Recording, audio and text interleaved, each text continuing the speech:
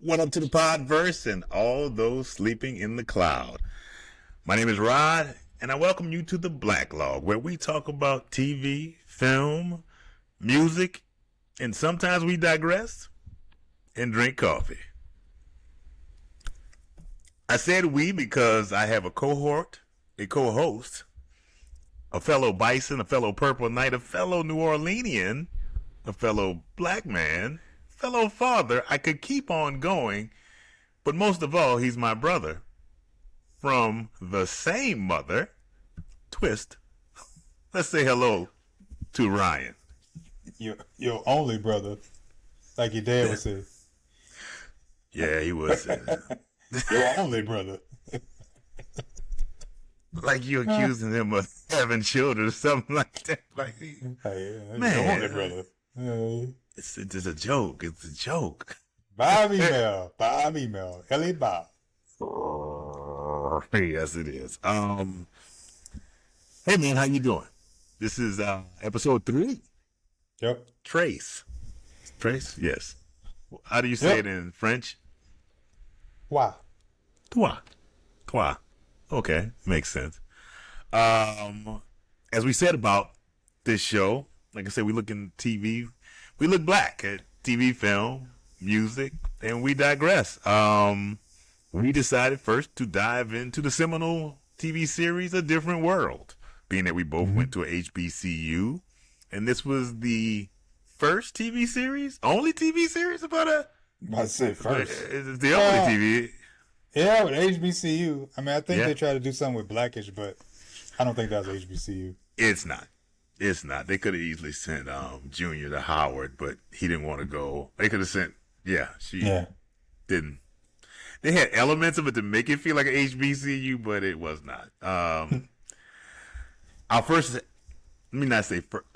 episode this evening is episode 5, titled War of the Words, written by Joe Gannon. Joe wrote at Moonlighting, In the Heat of the Night, and Max Headroom, the short-lived Max Headroom. It's directed by Ellen Falcon. She directed previous episodes. I've spoken about her in the previous episodes. This episode is Maggie-centric. Maggie Palooza, if I might say. A chance for Marissa Tomei to exercise her acting chops. Getting ready for her Oscar win. She'll always be Aunt May to me. I know she will. And the lady from My Cousin Vinny. Yeah, that's what got her Oscar. The storyline is that Maggie's boyfriend comes down for the weekend. On the same weekend, she is taking part in the big debate. Not a big debate, but the big debate on campus. Mike drops the bomb that he wants Maggie to drop out of Hillman and move to D.C. with him. Mm-hmm. The B story is our favorite blurred, Dwayne Cleophas Wayne, is filling in as a DJ at Hillman's radio station. Hey, before we get started, I need to give an apology to, not really an apology, or kind of, to Denise. Specifically because I am criticizing the character Denise. Yes. Lisa Bonet knew the assignment. Yes, you're correct. Lisa Bonet very much knew the assignment. You're so correct about this. It's not her fault that they made Denise the way she is. A recent interview with Jasmine Guy revealed that Jasmine Guy was on the verge of quitting A Different World because she hated the way she says the EP, I guess, producers treated Really? Lisa Bonet like that. They were kind of like, oh, just do the line, that type of thing. Just do it. As a guy who's written for television, everything a writer writes ain't gold. And sometimes, I mean, seriously, sometimes it's just a dead duck. And sometimes the writer wants to believe that everything that comes out of their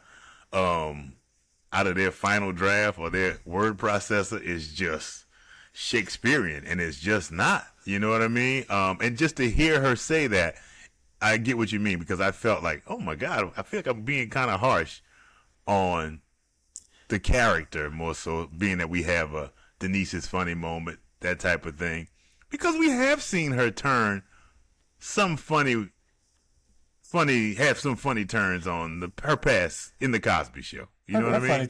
Her funny times are when she's not trying to be funny. Exactly.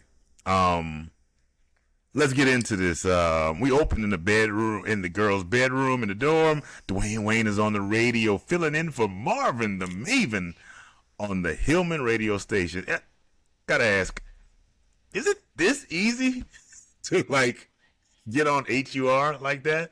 Like, I mean, I wish I had been in communications. I know that is HUR student. It's not student run. That's the professional. Nah. You see, I never even realized I didn't even realize that was something that people did. Plus, I was in TV production at the time, so. But I think that if I probably would have known, I would have liked to have gotten on the radio station. But that's neither here nor there, considering that was how many years ago that was. Dun dun dun dun. Understood. Maggie wakes up with a weird dream about her boyfriend Mike. Denise wants to know more. Jaleesa thinks Mike doesn't even exist.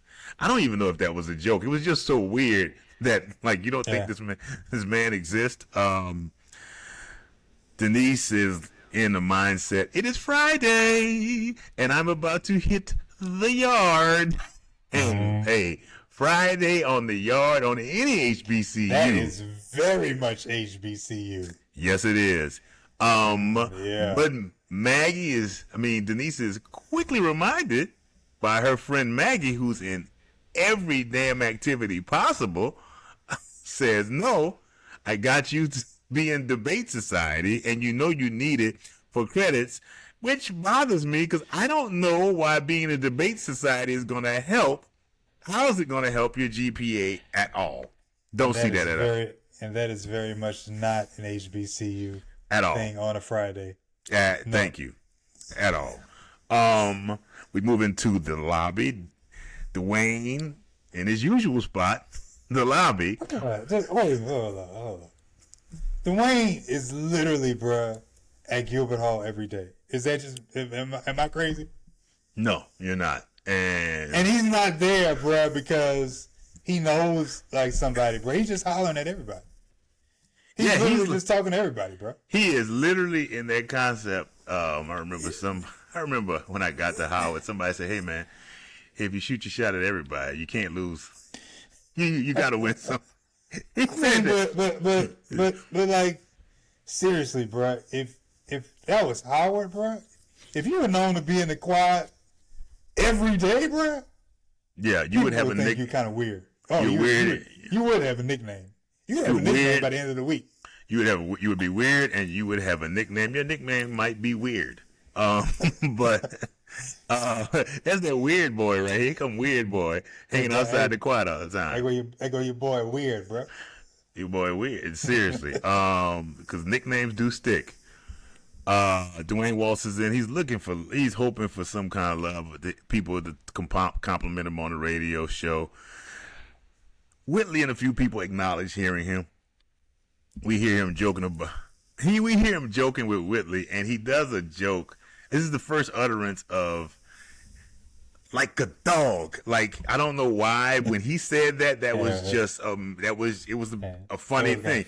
Is it what you talking about, Willis? Is it dynamite? I can't say that, but they go to that well. I know for sure we will hear this a few more times uttered, that phrase, because it got big laughs. It was pretty funny though.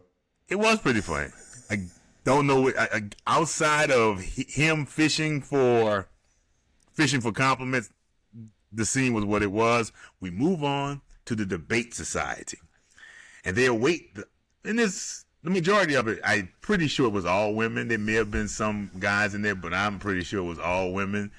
And the Professor Lawrence, he sweeps in, and he's got a motorcycle helmet. So I guess they probably cast this guy as the young on the edge professor with this newfangled ways. He's not wearing tweed. He's not wearing tweed coats. He's just daring and just all that.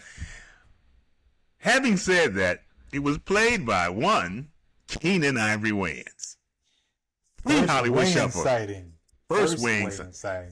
Well, you know what? We cannot say it's the first Wayans sighting because the previous episode we saw young Kim Wayans, and young Kim Wayans is in this scene with her brother, which I found funny because he went to talk to her and he made fun of her debate style by giving what can I say, a sassy black woman neck. That joke, which probably just doesn't go over well now. The infamous roll your neck roll, black neck roll joke. Yes.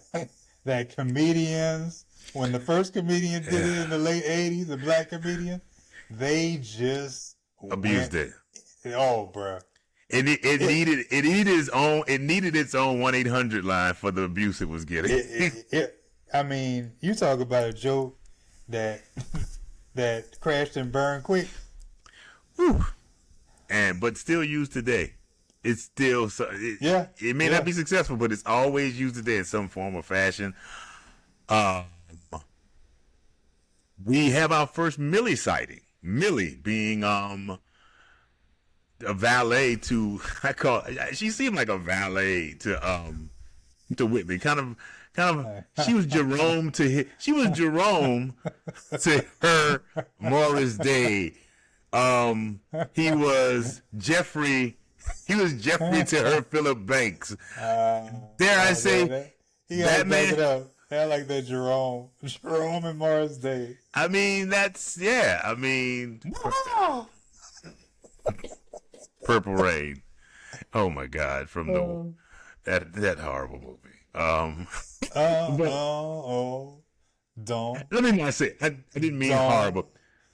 Don't bestow those terrible words on Purple Rain. But that's another subject for another day. It is another subject. One of the greatest movies ever made. Let's go. All right, now hold on. Now don't do that. Don't do that. Nope. You're digressing. No, don't do that. Don't say that. It's a good movie. It's in the moment. It's a good movie. But if you look at it,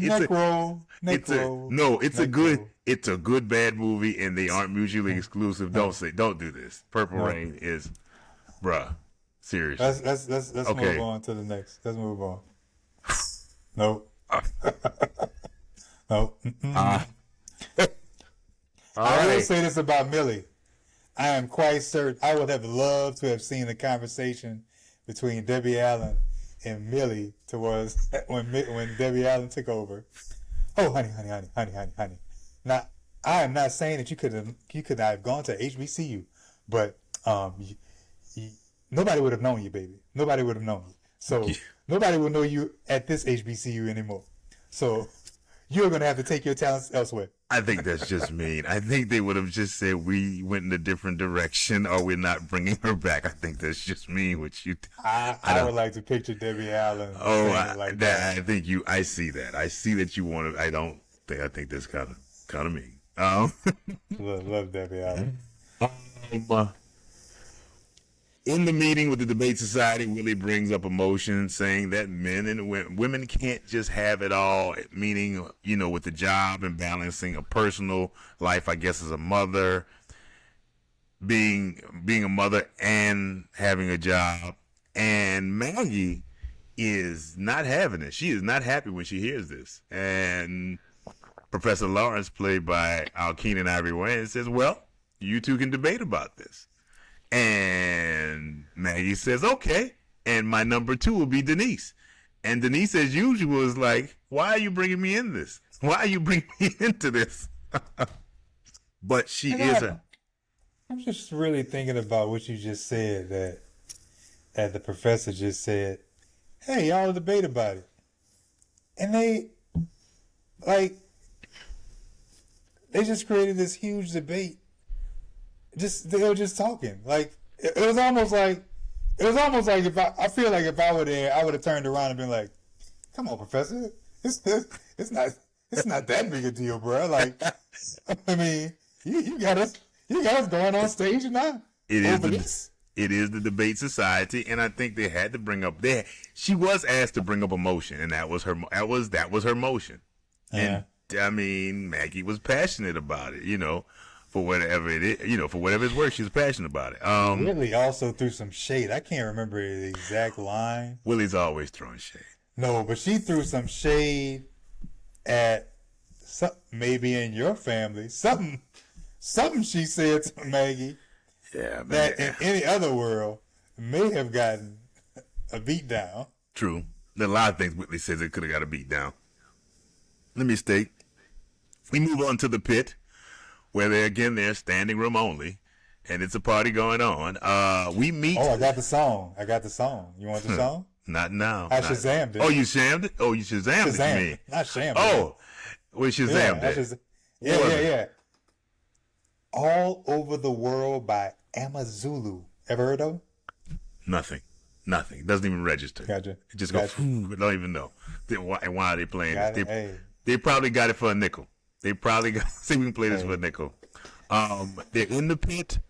We meet the third Wayans. They must have had a 3-for-1 sale on Wayans because Damon Wayans is playing Marvin, the music maven. And Dwayne is sitting there talking to him saying, hey, man, can you let me fill in for you again?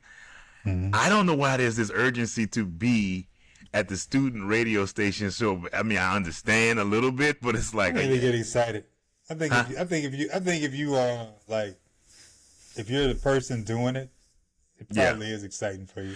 But the way his character was talking, like, yo, this is my, like, you are in school, right? Was Damon Wayans being one of his characters from In Living Color? I feel like, I mean, it's probably ended up being a character later on, but I felt it was clearly from his stand up. You know what I mean? Doing something like, I just got to get, I mean, I don't even know, I can't recall. So I got to get paid or something like that. That type of, I got to get, it might have been, not sure. But Jaleesa, that I got to get. Jaleesa sweeps in and says, Maggie, I found you some information for your debate against Whitley because everybody wants to see you whip her butt. Really? Really? Like, why has this? And Jaleesa, I can't help but go back to that point we made in the first episode that we discovered in Reconcilable Differences.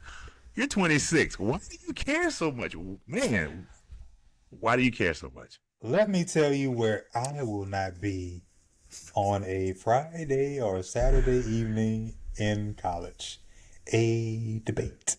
You're not going to a debate? I mean, you know what? There's a part of me that I can only... I'm not saying I would never attend. What's that? Yeah, bro. You know what? Somewhere else. Howard and Harvard do an annual basketball game, and the same weekend they have a debate, which is something that I probably could be drawn to easily because I want to see us beat Harvard. But in general, just if I saw, I can't think of any names, but I just think about just people on campus, such and such is debating. What you call?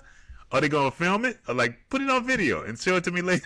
But I'm going to the West. They got a party at the West tonight. It's funny how many different ways you hear that name. You say the West. We say the West. See? Everybody, the Woost. Somebody might say the Woost. For those who don't know, the West was a it was a radio station to me that didn't exist, but it was WST, and supposedly whatever That was a radio station? Yes, it was some kind of radio. Was that the WUST? And whatever the space was, they would throw parties there. Hey, there's a party at the West, so that type of thing. Like I say, I don't understand what this big need for Jaleesa to help beat Whitley. Beyond me. Dwayne is moping about because of his removal from the radio station. Dwayne, you do know you were filling in, right? You said that. You were filling in. Nobody said you had a job, a permanent job. But Marvin, the music maven, suggests that he finds something to broadcast. So he decides he's going to broadcast the big debate. Okay, that's really all I got. I was like, okay. But the big part about this scene is Mike. Maggie's Mike is a real human being, and he sweeps into the pit and surprises her. Baby, baby, I'm here. I'm here. Mike, man, man. I got Mike, so much to say about Mike, bro. So Mike. much to say about Mike, bro. There's a lot to say about Mike. Mike meets the gang. We come to the pit later, and Mike and Maggie are talking. Now, mind you, the pit is closed. I think it's kind of odd that they just are down here in this area. I'm one to believe that security would come and say, "What the hell y'all doing down here?" Eh, Yeah. in '87, Yes. Yes. If they're down in the what you do in the were they inside? They weren't inside the pit. they weren't inside, but you kind of have to go downstairs in an area that's kind of there's no way out except up. Like why are you? It feels like you're hiding. Yeah, It feels like I guess when I think about like Howard, I look at that like, part you of the see pit. people at all parts of the campus. It makes at me think of odd times of the day or night. it makes me think of the stacks. It makes me think of the stacks at Howard, and that's something that'll be discussed later. Yeah. Thanks. Yeah, when people, it's a place where people met. Yeah. It was That's like a good way to put it. it was Bumble. I think it's a good way to put it. You swiped left or right down there.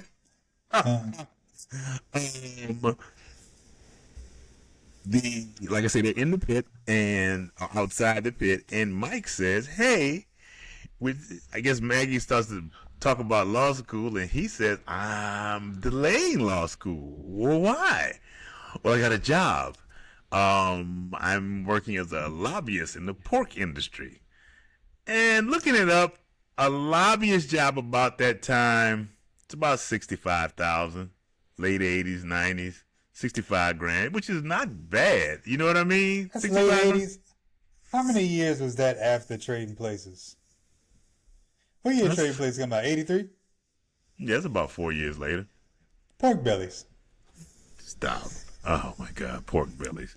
You know bacon, you make a bacon, lettuce, and tomato sandwich? Oh my God. Anybody who doesn't know that, please go see Trading Places and you'll understand. Yeah, you'll understand.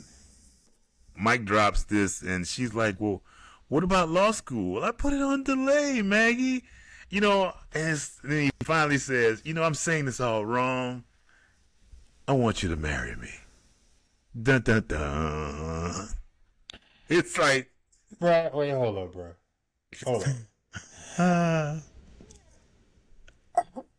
Even though he was obviously trying to get her to be with him, it doesn't matter. That proposal is up there with Martin's proposal. damn, Gina. It's up there with Martin's proposal. It might have been packaged differently, but it's basically Martin's proposal, bro.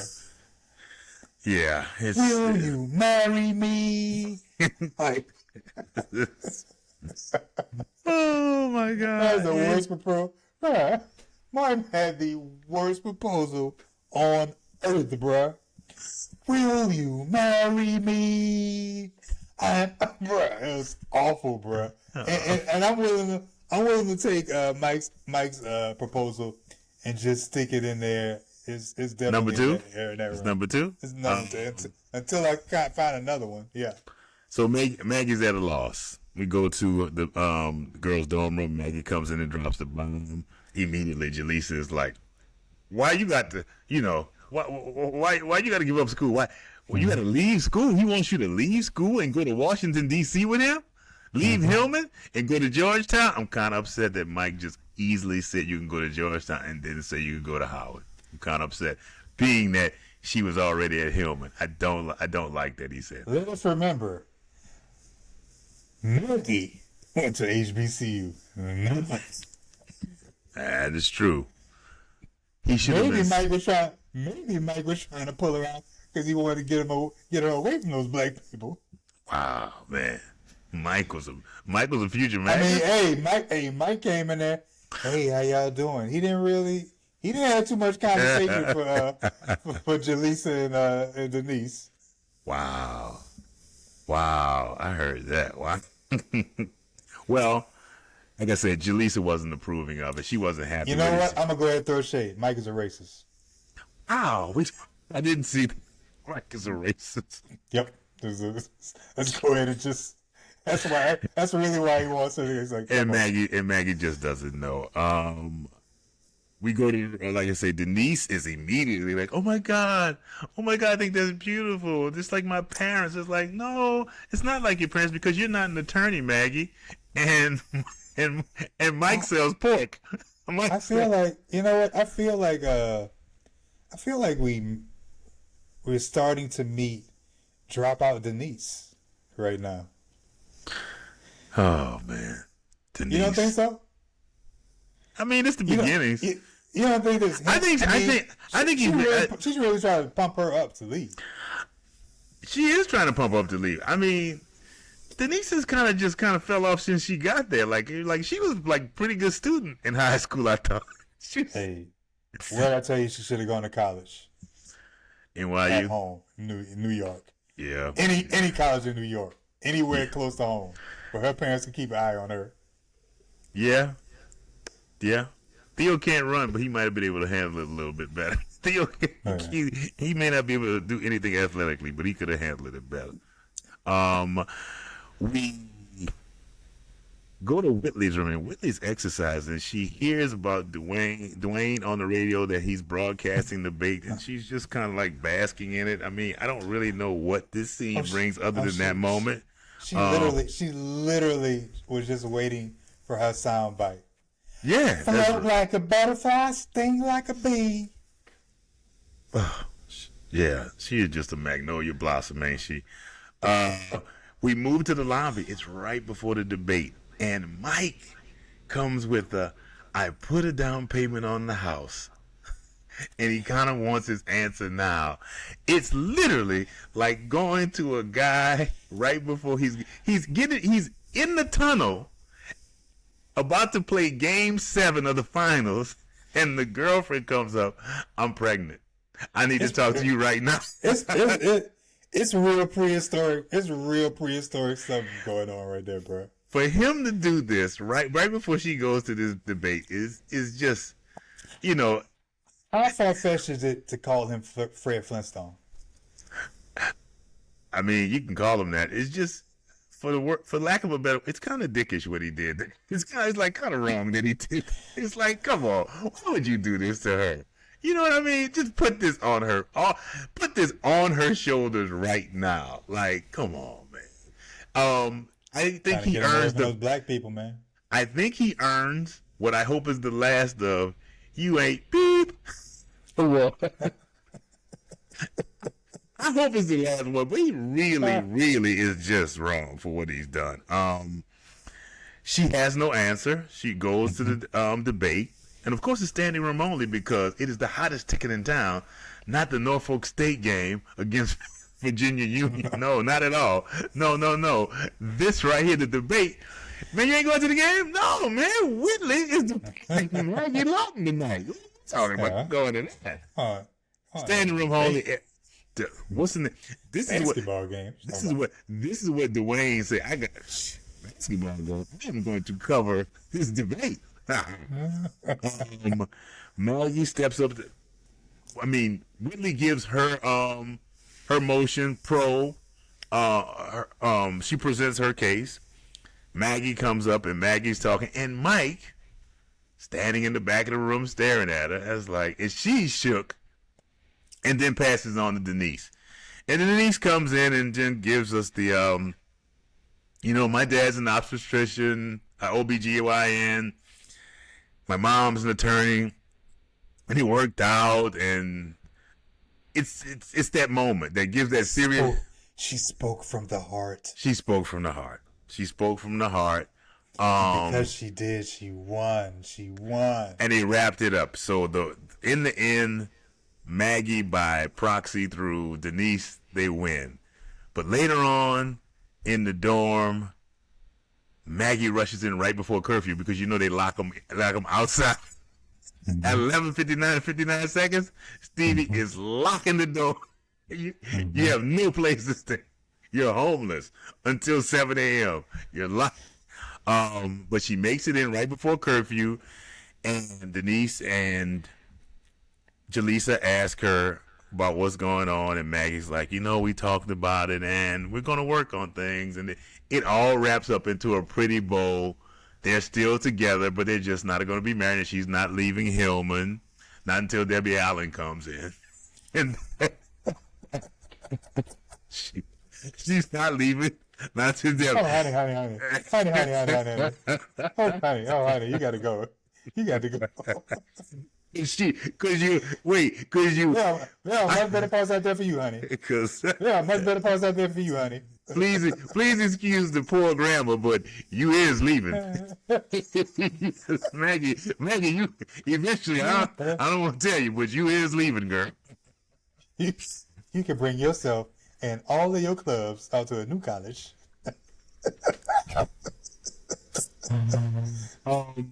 The most HBCU thing I have to say is it's the Wayans. The Wayans siblings. I know this is weird. It's an HBCU thing because Keenan went to Tuskegee, but it's just Marlon went to Howard. Marlon went to Howard, even though it's not Marlon, but it's just the Wayans are just the most HBCU thing. Marlon was there when you were there. Like Marlon left, I think. Yeah. I think the year he left was the next year I came in. Yeah. And your most HBCU thing? Black professors. That's all I got. That's. I mean, we've had it before with Dr. Harris, but I guess with his curly mustache. The infamous Ted Ross, he was. Yes, in his wax. Least HBCU thing. Mike rolling into the pit in 1987, and not everybody in the room saying, "Who the hell is that?" Now I can see white people walking into the cafeteria and nobody it's nothing. Yeah. It's just right. But in 1987, it would be like murmurs. This white, remember Leah? How you found out about Howard? How you found out about? Who told you about Howard? It would be like that Bugs Bunny cartoon. Leopold, man in the pit, a white man in the pit. Leopold. It's literally Mike walking in would be a record scratch moment. It would be. For you? I had a tie. First of all, dorm curfew. There's no such thing. You come in when you come in. Again, this goes back to that theory. I mean... And the ironic part is, it is tied with the entire episode. The entire episode... Put it to you like this. If Black Professors is my most HBCU thing, I'm stretching. So The entire episode is the least HBCU thing. Damn. Wow, that says a lot.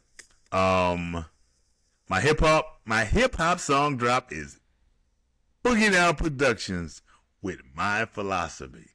Philosophy. Yes. I like that. I am a teacher. How about you? One of the greatest. Oh yeah, one of the greatest verses ever on that song. Anyway. Mine, I actually focus on Mike and Maggie. Do. Looking at the front door. Oh wow. That main source. That does speak to that relationship. Looking at the front. That does speak. That does speak to their relationship. Oh my God! Wow, that's a good one. Good one. I gotta say, only because it caught me off guard. When I heard it, and I didn't really find a DFM or Denise funny moment, but I found the episode's funny moment for me was like a dog. I mean, Dwayne does that that was because very funny. because I know funny. it's something that we're gonna hear it a couple more times.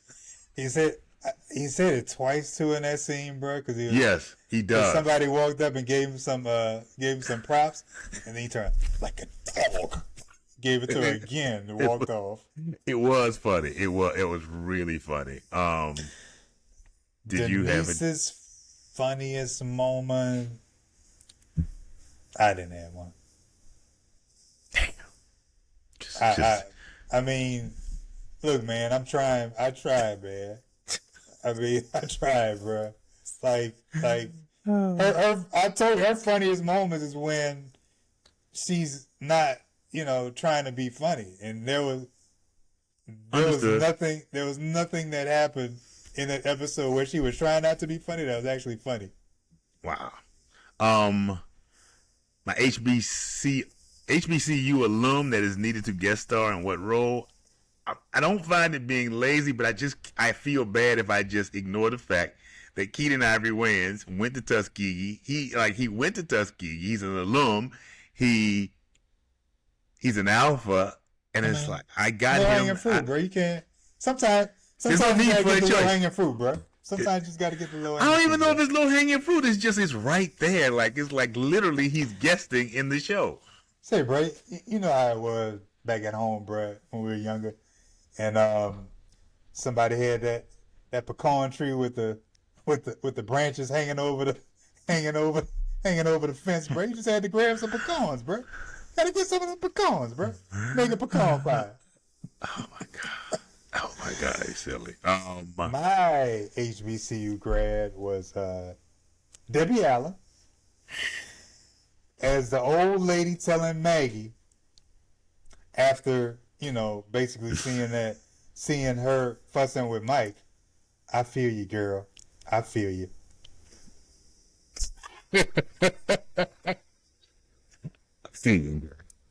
I feel.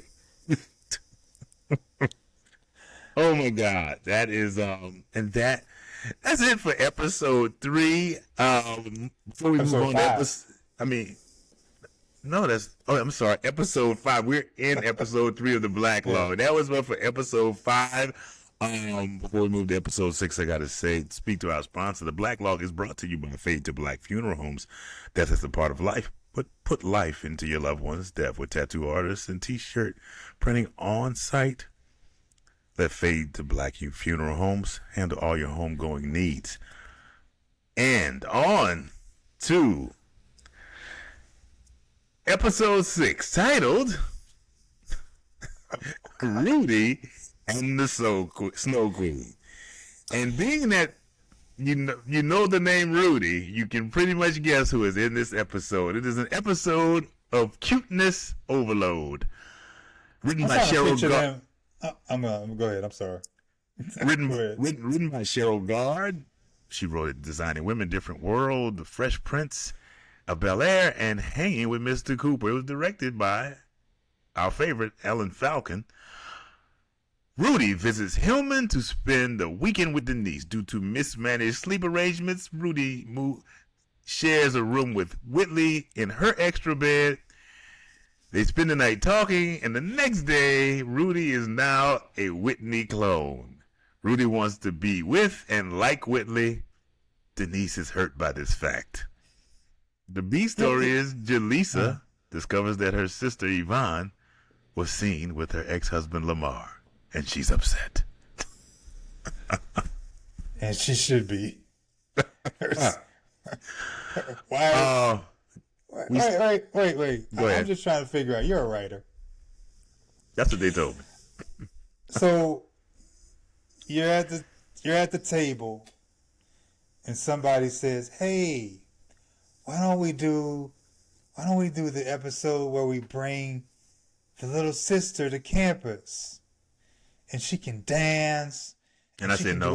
She can do all these cute things and just be Rudy. If I'm higher on the food chain, I say no. If I'm high on the food chain, say I'm trying my best, and depends on where I am on the food chain or the writer's table. I'm trying to say no. I'm maybe I'm doing this, sending signals. No, don't do that. Don't do that. You came to see me at Howard. You also were 15. No, I was 16, I think. 16. Rudy is 8. Yeah. It's already hilarious that Stevie, but people have families, but she's got her young son staying in this dormitory. But it is what it is. But you're having your 8-year-old. There must be some insurance. There must be something to be concerned about insurance with the school having an 8-year-old stay in the dorm, and the dorm director is happy about it. Oh, hey, Rudy. Typical 80s plot. Typical 80s plot. Because we open in the lobby, and there's a call on the payphone. Stevie answers it, and it happens to be Heathcliff Huxtable calling for his daughter, who happens to walk in with his younger daughter, Rudy. They just arrived at the airport. They have salutations. Stevie says to Rudy, "How was your flight?" "Oh, it was such and such. It was this. It was that. Come meet my son, JT. He's very interested in aviation." And gave the phone to Denise. I was like, "This is too, like, you're saying? Are you trying to sell JT on aviation like she can hire for Delta? What? Help me out. What is she doing?" That was something that stood out. I was like, aviation, huh? Gotcha. Like I wanted to hear Rudy say, "What you want me to do? Give him an internship? I'm 8. What do you want from me?" Denise talks to Dr. Huxtable, Heathcliff, and I swear it looks like he just doesn't care. He's just reading he's just reading the lines. It's like, what? Just as much, he put as much care into those lines as he did into season 1. Right. He's on the phone. He says, "Was anyone crying?" "No, Rudy. Not Rudy, the flight attendant." He literally never gives her a chance to answer the question. I was like, this is hilarious. They go up to the room. Rudy meets Maggie and Jaleesa, who is hot about Lamar, and how Denise told her that she saw Yvonne with Lamar, and Rudy wants to know what's going on, but they try to hide it from her because she's 8, of course. This continues on throughout the episode. Why Jaleesa's sister so janky? We don't know that. We don't know. We're assuming that right now. They go to the pit. Wait, why was Jaleesa mad with her sister? Because she was seen with her ex-husband. Where? At a restaurant. She wasn't seen having sex with him. It was seen at a restaurant. I didn't say that. I said, but why is Jaleesa's sister with the ex at dinner? I understand that, but you know there's a solution, and you know there's a solution to this. It doesn't matter. She should never. Why is she gone? Understood. Like I said, they're at the pit. We find Rudy with the girls, and they're eating, the pounds and pounds of French fries that they serve at the pit. Jaleesa is still trying to talk about Rudy. about Lamar. Hey, you talk about me with that 5-bedroom condominium, and you with those 3 pounds of French fries. It just don't serve that much food at HBCU. It's just like you're not getting that type of pound for that type of amount of food for your buck. Rudy says, she sees Dwayne off in the, is that Dwayne? How do you know Dwayne? And she does this, talking about the flip. Yeah. I gotta ask, I'm really curious. Like, Denise, for someone who just blows Dwayne off all the time, you've been talking about her Talk about him to your 8-year-old sister. Just help me out. Why don't you just give the man some play? Just be nice to the brother. Like, instead of acting like y'all can't go out on a date or something like that. They call him over and they go through some, how can I say, that cuteness overload. Oh my God, you must be a new transfer student, this, that, and the other. And Dwayne suddenly a toss away show, bro.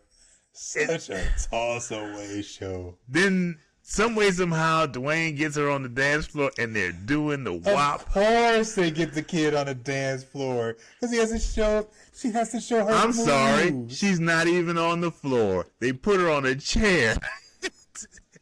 She's on a chair doing the WAP with Dwayne to a knockoff version of Lottie Dottie.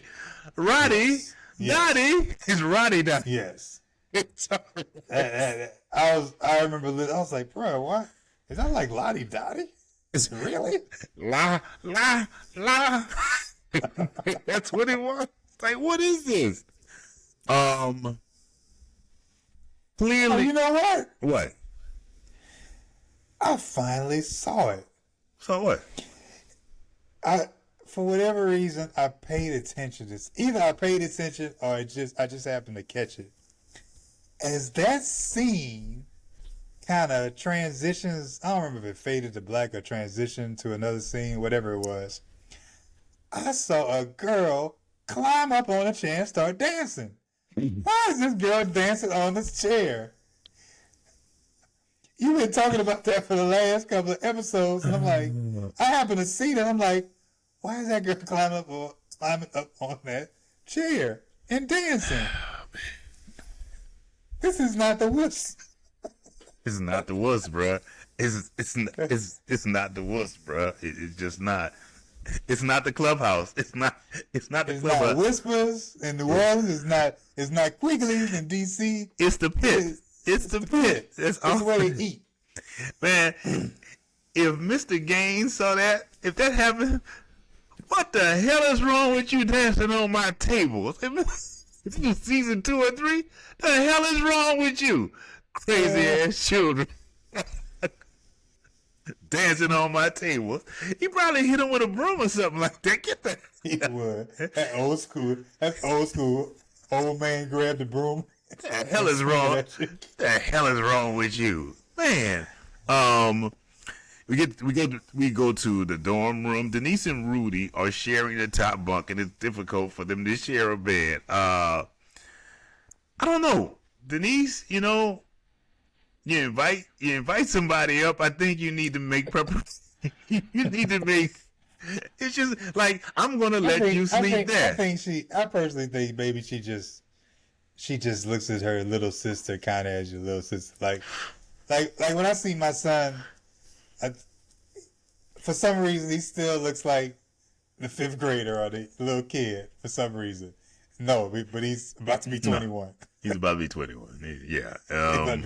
He's literally about to be a grown man. Yeah. And all I see is a little curly head. So maybe he just sees a little sister, man. And didn't realize how big she was.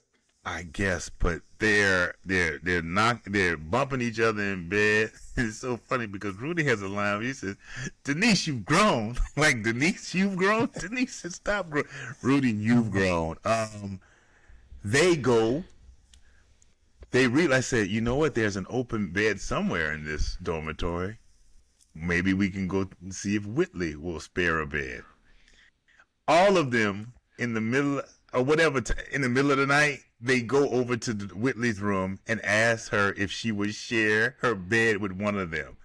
And then they give her the choice to which, who do you want to stay with you? So she chooses Rudy. She chooses the 8-year-old child, which is weird in itself, because if somebody came to me, if I went to Keith Hancock or Robert Carpenter or Ransom Miller, and who played football with me in school, or Greg Yett or Elton Parrish, and said, "Hey, could you watch my brother?" No, I'm sorry. Could I borrow your? Could one of us stay in your bed? And one of them said, "Sure, I'll take your little brother." What the hell? This is weird. Really? And then it would even be weirder if Ransom said, I have pajamas for you too. Because that's what Whitley did. Whitley offered her, why do you have pajamas for a child, Whitley? I can see Elton saying real smooth, nah, dog. Yeah, Elton would say that. He would say real smooth, nah, dog. Good night, man. Good night. And close the door. He closed the door. Dog. Wouldn't even be a discussion. Nah, dog. He wouldn't. Wouldn't even be a discussion, bro. It really wouldn't be. But this is what happened. And Rudy and Whitley stay up in the middle of the night. I do not know why Whitley is. I guess the whole fact of having a term I don't love, play sister, but it's like I guess she feels like she has a play sister. It's like, let's try on different musk and perfumes. It's like, why are you putting on multiple perfumes? That stinks. Eventually, that's going to stink. Not for Rudy. Rudy's just happy. Cut to 8 hours later. I'm about to say Rudy. Well, Rudy decided, what's your middle name? She said Lillian. I like Lillian better. So now Rudy wants to be called Lillian. And she walks back into her sister's room, and Denise doesn't know who the hell she is because she's acting just like Whitley. But because it's her sister and she wants her to have a good time, she's like, oh, okay. And she had made plans for them this weekend. Oh, we're going to go to the Children's Museum. Now, nope. Minnie Whitley wants to go get clothing, wants to purchase clothing, and go to a tea that a professor is throwing. A women's class is throwing a professor's throwing a tea. On these teas again. The teas again. Things that happened in the 1940s. Like, yeah, I actually just kind of figured that out, and you had said something to that effect, and I wasn't getting it. And then all of a sudden, it just snapped in my head when I was looking at it. I was like, you know what? This is just what they used to do, like in the '60s. This is probably what they did on HBCU campuses, like in the '60s. Like, hey, let's have a tea. Everybody comes to the tea, and dude, bro, it's the late '80s, bro. Yeah, it's kind of bizarre. It was just weird. Can you please point me toward the old English? Yeah.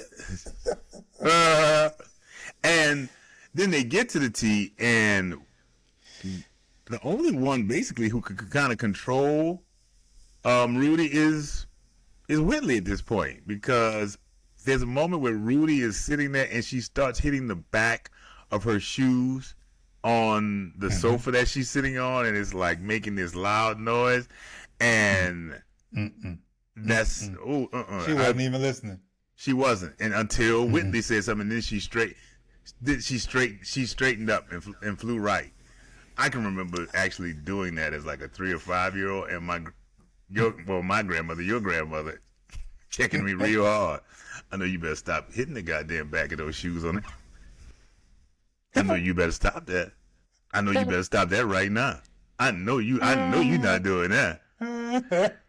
I know you're not doing it to them shoes I bought for you. And I'm quite sure if Claire Huxtable was there, wouldn't have been no problems. Wouldn't have been no problem whatsoever. Esther Cato.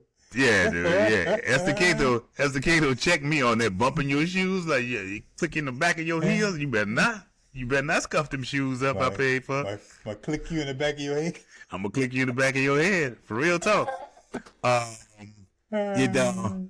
So yeah, that continues, and Denise is like sad, and then Dwayne sweeps in because he wants to be at the tea because they're 30 liberated women. He wanted to be at the tea. Basically, he's again hitting on everything. He moved from Gilbert Hall to the women's tea.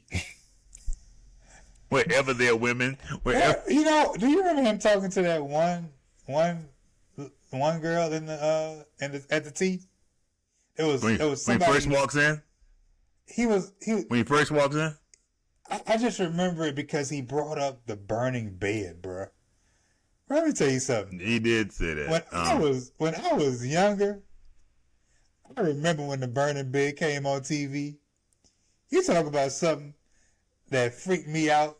It was the burning bed, bro. I can still see the end of that movie after she threw that gasoline down and walked out. They showed the outside of that house, and you was like, ooh. Shit. I have to say that I have heard jokes throughout the years about the burning bed, and I've never seen it. I know I have an idea. I have an idea what it's about abuse. I don't know. Fair Fawcett. I don't know if she would. I don't know if she got an Emmy for that. I don't know, but boy, oh boy, I don't know if that was a true story. I mean, well, the burning bed is probably based on a whole bunch of true stories because it's about domestic violence. But oh my goodness, when she burnt that place down, I was like, ooh. I mean, I was happy for her because she got out, but it was a. You see that young, it's just a freaky scene, bro. It's just like, like burn the bed, burn everything. I see that it's burned into your mind. Yeah. No pun intended. Yeah. I can't. I can't, dude. I can't. I'm not fooling with y'all. I'm not fooling. It's burned into your mind. Get that? I get it. They go back. Like I say, Dwayne enters, he sees Denise is down, and she cries on his shoulder. Denise goes back to the dorm, and Rudy is still like Whitley's #1 fan, and she's expressing how she doesn't want to ruin the weekend. And, Rudy's happy, but she's hurt, this, that, and the other. And Jaleesa sees it. Jaleesa gets a call, and it's her sister Yvonne. And she finds out that Yvonne was at dinner or lunch, whatever it was, had a meal at a restaurant with her ex-husband, but it was only because he wanted her number, and they resolved it. Okay. They resolved it. Okay. If that's what we're gonna go with, we'll go with that. Jaleesa and her sister Yvonne they resolved it. Matter of fact, Jaleesa even invited her to come up and visit her in college. What's her sister's name? Yvonne. Yvonne is spelled Janky. Janky. You know what? Ray Nice was the problem, because Ray Nice was the one that called and started all this. Wouldn't have had the problem if Ray Nice didn't call. Okay. Jaleesa, I saw Yvonne with your ex. But they got to the bottom of it, and they resolved it. They did. Right. They did. Yeah. You don't believe me. But after she has this call, Jaleesa is in a sisterly way. So she goes over to Whitley, and basically she gets straight to the point and said, look, you're really cutting into this whole thing with Denise. You know what I mean? Could you kind of back off the whole Rudy thing? And Whitley, in a Whitley way, says she understands, but gives some shade. But then she talks to Rudy in the form of a fairy tale.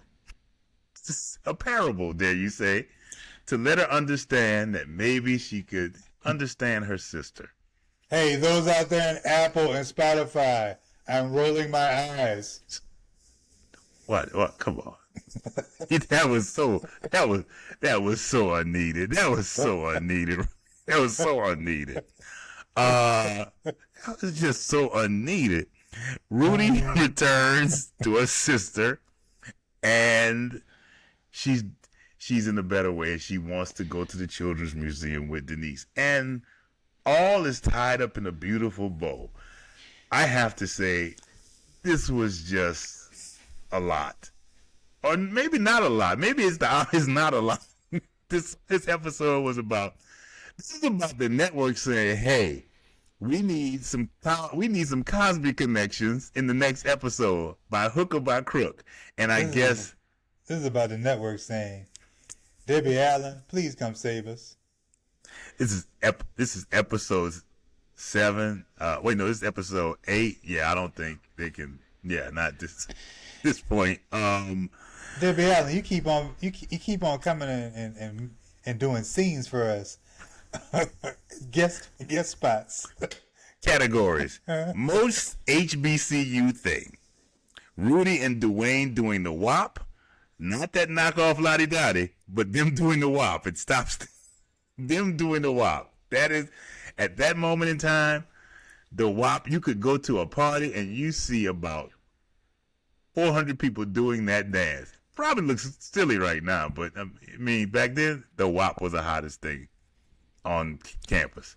What was your For me, it was just students just acting up on campus when they were in the pit, just acting up, having a good time. Really, I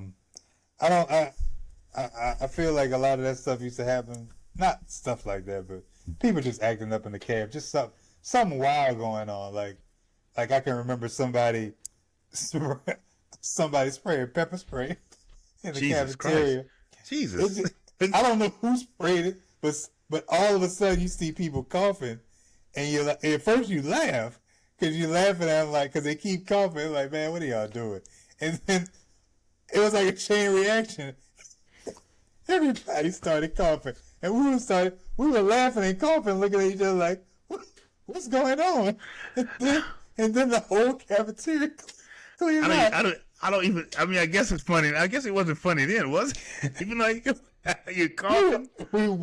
Everybody was laughing at this group coughing, and then everybody else started coughing, and then we realized, oh, there's some type of chemical. We need to get out. Oh my God, that's so.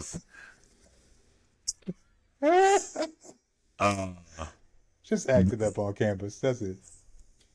The least HBCU thing. Professor giving a high tea. These parties that all these professors are sponsoring, I can't see it. I think it was in the days of Langston Hughes. I think that it might have worked. Or James Baldwin, these things probably took on campus. But I don't see any of my professors willing to invest in even a pack of bologna for me. I'll be honest with you. I don't see. Morehouse's tea.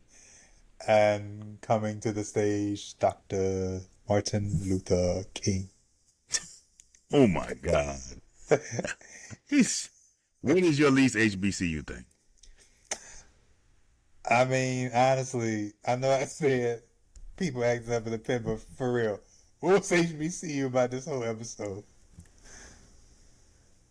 I mean, truthfully, it is rough sledding. It is hard. This episode, man, as much fun as I had with it, is as much fun as I did not have with it. Wow. Yeah. I did get a Denise funny moment, though. I can say that much. What is that? Because I guess I didn't have one. I didn't have when Denise was at the tea, man, they were passing around the food. She was just snatching stuff off the tray. That was funny because they were being, they were being proper. Everybody was like highfalutin. She was like, whatever. Whatever. It was funny. Okay, you know what? That was funny. I had an episode for it. I don't know why I laughed so hard at Rudy saying, Denise, you're grown. I was like, Denise, you're grown? It made me laugh. That made me laugh. Hip-hop song drop. Around the Way Girl, LL Cool J. With the whole theme of her becoming this proper clone of Whitley. You know what I mean? I think Around the Way Girl was needed. That's the hip-hop drop for me. That's the song that was needed, just wasn't around. It's kind of like the end of the Dark Knight, bro. Says the hero that we. What was it that he said? He said the hero that we needed, but it's not the hero. Something like that. Yeah. I can't. Yeah. Look at me. Yeah, because I don't know. I don't know. I wish I could finish it. Yeah. Mine was the real Lottie Dottie, not the fake me out Lottie Dottie. Wow. Yeah, you're right. It would have been nice to hear the real Lottie Dottie. I think it was done by not Slick Rick, but Dick Rick. I don't know what to. Just don't know who did. I don't know who. Lottie, Roddy, Dottie. That's not it. It was so odd.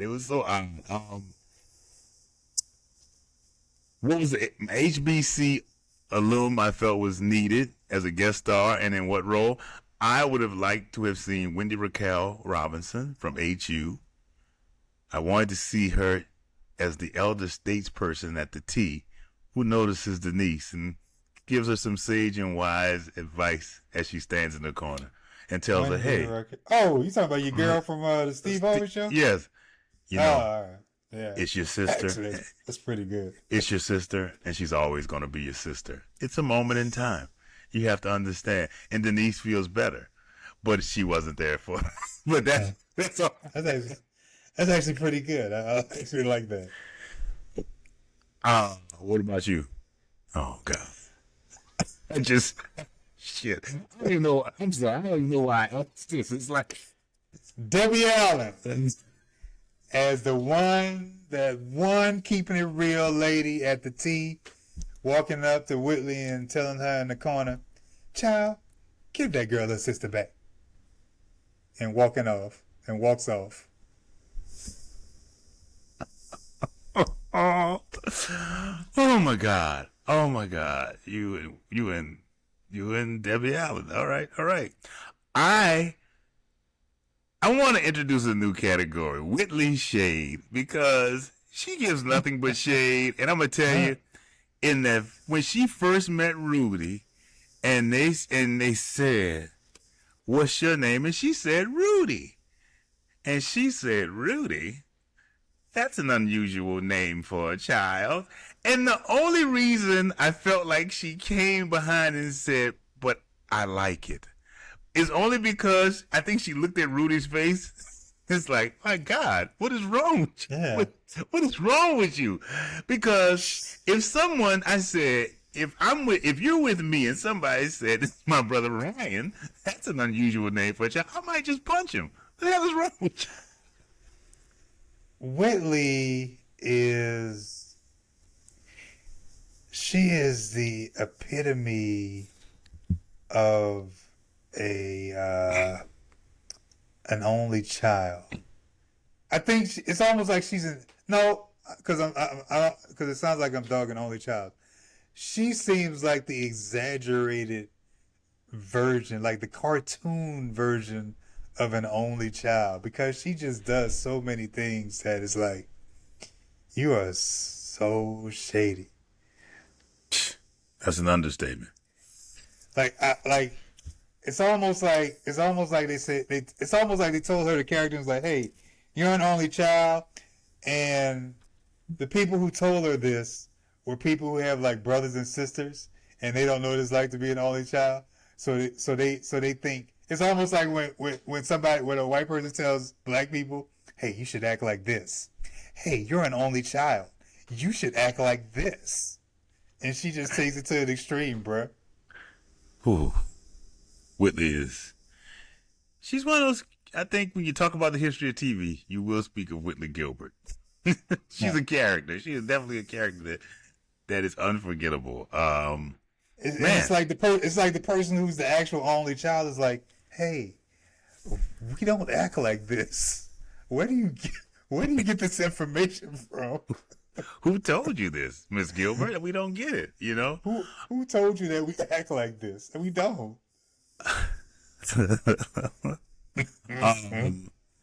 Well, that's it for Rudy and the Snow Queen. This has been episode 3 of the Blacklog. It has been quite interesting. It's been interesting, man. I'm I don't know if it's just us. I'm tickled pink. Maybe Finally me. I'm just tickled. I'm just enjoying the hell out of it.